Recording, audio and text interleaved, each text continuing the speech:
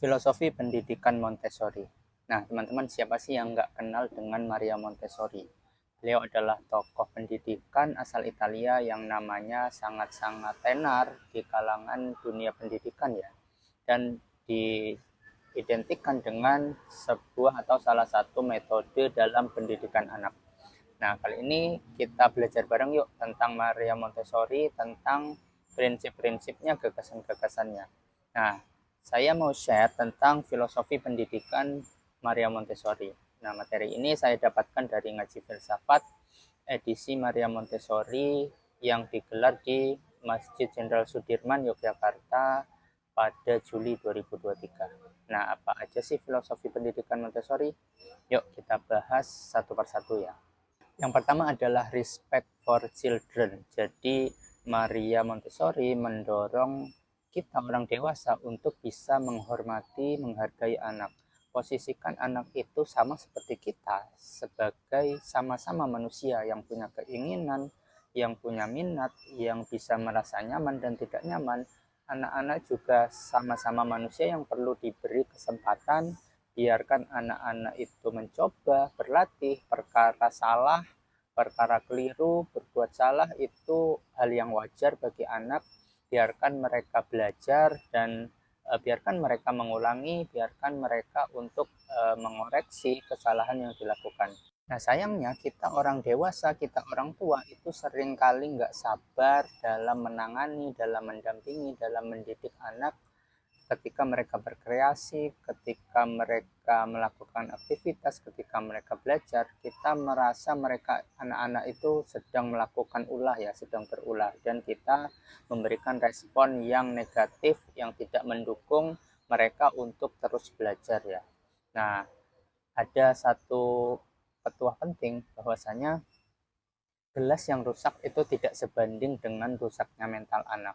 Jadi biarkan anak belajar, ada barang-barang yang rusak itu ya wajar karena mereka tidak tahu, mereka belum tahu, biarkan mereka belajar, mereka mengenal kesalahan-kesalahan dari yang mereka lakukan. Nah, maka jangan kita halang-halangi anak, jangan kita larang-larang anak, biarkan mereka melakukan eksplorasi, berkreasi, dan eh, belajar untuk menemukan kebenaran, belajar dari kesalahan, dan lain sebagainya. Filosofi pendidikan yang kedua adalah absorbent mind. Jadi kira-kira pikiran yang menyerap ya. Nah, anak-anak usia 0 sampai 6 tahun itu adalah masa-masa mereka menyerap segala informasi, mereka merekam lewat penglihatan, lewat pendengaran. Meskipun mereka secara bentuk mini ya, tapi jangan kira mereka tidak punya pikiran, mereka tidak punya perasaan. Mereka itu terlihat diam, tapi mereka mampu mengolah informasi, mengolah omongan, merekam apa yang mereka dengar, apa yang mereka lihat. Mereka bisa merasakan gimana perlakuan kita. Nah, makanya kita perlu sediakan lingkungan yang positif untuk mendukung kesehatan perkembangan mereka ya. Jadi kalau kita lihat anak-anak itu bisa memaki-maki dengan fasih, ya bisa jadi karena dia merekam apa yang dia pernah dengar ya. Anak-anak itu bisa merokok, bisa melakukan hal-hal yang aneh-aneh, itu bisa jadi karena meniru, mengcopy dari yang pernah mereka lihat ya. Filosofi yang ketiga adalah sensitive period. Jadi periode anak punya sensitivitas yang tinggi, jadi ini adalah masa-masa yang baik untuk belajar ya. Nah, ada beberapa jenis lagi sensitive period ini. Yang pertama adalah sensitif keteraturan ya. Nah, jadi anak-anak yang baru lahir terutama itu eh, punya rasa takut karena mereka baru beralih dari dunia teratur di dalam perut yang begitu tenang, begitu nyaman, dan keluar ke dunia yang cenderung lebih tidak teratur. Nah, di fase ini maka kita perlu bangun rutinitas, bangunkan jadwal bagi mereka. Ini waktunya tidur, ini waktunya makan, ini waktunya minum susu dan lain sebagainya, itu perlu kita atur ya untuk menciptakan rasa nyaman pada anak. Nah, yang kedua adalah fase-fase sensitif bergerak ya. Jadi ini adalah fase anak melatih sensor motorik ya, otot-otot kasar dan otot halus. Nah, ini kita pastikan kita sediakan ruang dan lingkungan yang aman ya.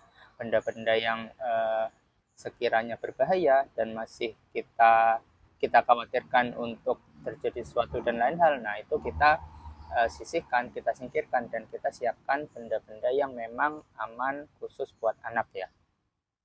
Nah, kemudian fase sensitif benda kecil ya.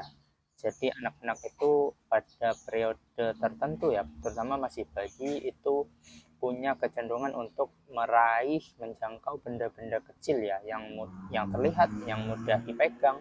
Nah, itu adalah fase mereka latihan juga ya. Ada periode sensitif bahasa, yaitu fase mereka mendengar, mengolah, merekam, dan meniru kata-kata atau bahasa yang mereka dengar dari lingkungan.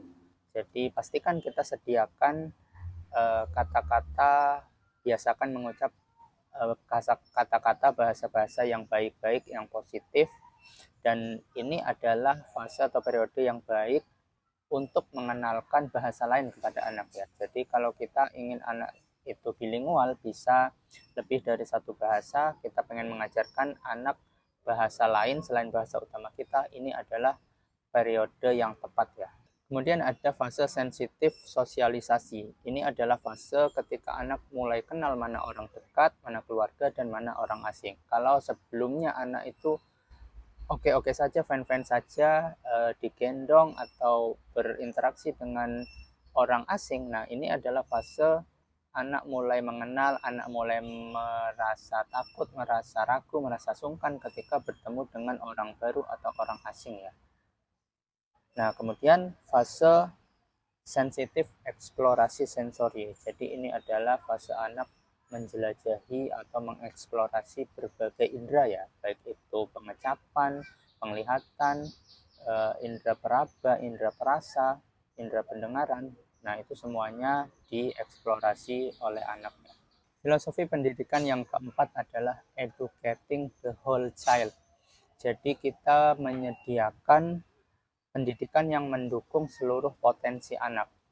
Jadi kita aktivasi semua sisi, berbagai sisi dari anak, baik itu fisik, emosional, mental, intelektualnya, semuanya. Nah, kenapa kita perlu aktivasi? Biar kita tahu mana yang menonjol pada diri anak. Jadi jangan sampai ada potensi yang kita tidak tahu, bahkan sampai terkubur ya. Nah, karena kita tidak mengaktifasi, atau mungkin kita mengaktifasi tapi tidak memberi dukungan yang proporsional, sehingga bisa jadi juga potensi itu terkubur.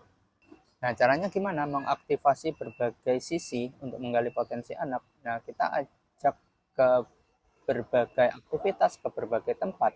Kita ajak anak itu baca buku, kita ajak anak mengobrol, kita ajak anak bermain puzzle, kita ajak main pasir, main yang kotor-kotor, kita ajak ke pasar, kita ajak ke masjid, kita ajak ke mall, kita ajak ke berbagai tempat supaya kita mengasah berbagai sisi, berbagai potensinya, memunculkan apa yang menonjol pada diri si anak. Jadi jangan cuman memunculkan atau mengasah satu sisi, misalkan rasionalnya saja, atau emosionalnya saja, atau sosialnya saja, tapi kita perlu gali, kita perlu ketahui semua sisi yang potensial pada anak. Filosofi pendidikan yang kelima adalah individualized learning. Jadi pembelajaran yang spesifik kepada karakter anak. Nah, karena tiap anak punya minat dan kebutuhan yang berbeda-beda, dan seharusnya pendidikannya tidak diseragamkan ya. Nah, maka kita perlu cermati apa yang dibutuhkan oleh anak ya.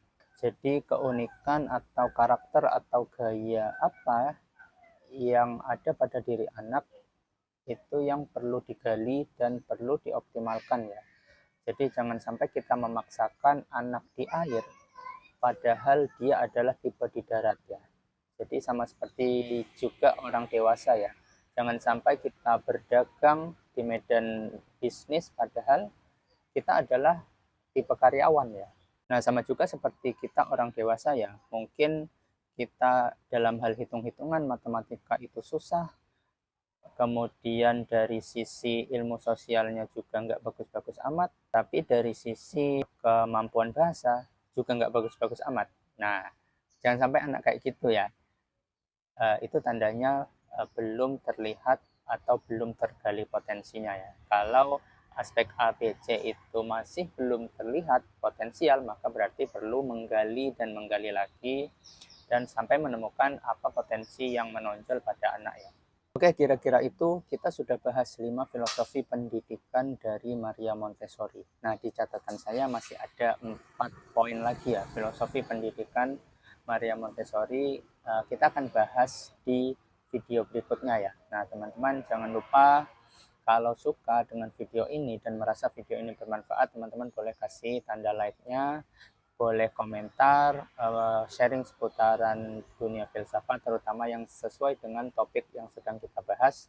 Teman-teman juga boleh save video ini untuk ditonton di lain waktu dan sharing ke sebanyak mungkin teman-teman ya. Dan pastikan jangan lupa follow akun saya ini untuk mendapat bahasan menarik lainnya seputaran filsafat. Oke, kita ketemu lagi di video berikutnya yang membahas filosofi pendidikan Maria Montessori part kedua.